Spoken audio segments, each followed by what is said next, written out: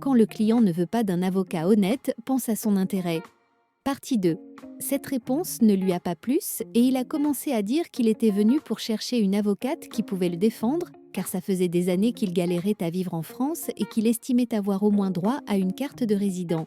Jubot lui expliquait que la délivrance d'une carte de résident en raison de la longévité du séjour en France ne dépendait pas de la pénibilité de sa vie en France, mais notamment à des critères concernant un revenu suffisant sur les 5 dernières années.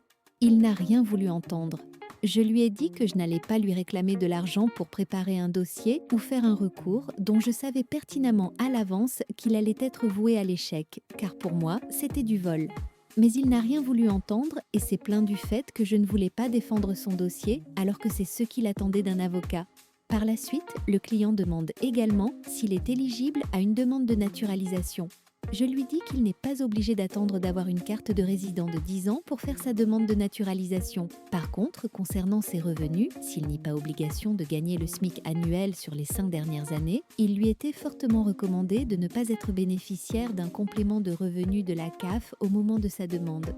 En effet, le client percevait environ 150 € par mois de prime d'activité versée par la CAF.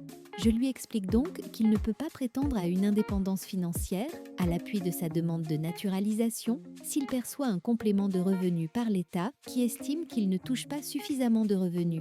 J'annonce alors au client qu'il doit, pour déposer sa demande, soit renoncer toucher la prime d'activité et demander à la CAF de ne plus lui verser cet argent, soit attendre de ne plus être éligible à cette aide, c'est-à-dire d'attendre que son salaire augmente d'ici 2 ou 3 ans.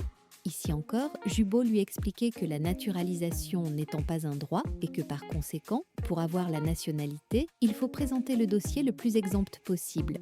Abonnez-vous au compte Atlas Avocat pour avoir la fin de cette histoire et la morale de cette histoire. Partagez à vos réseaux cette vidéo. Merci, au revoir et à bientôt sur Atlas Avocat.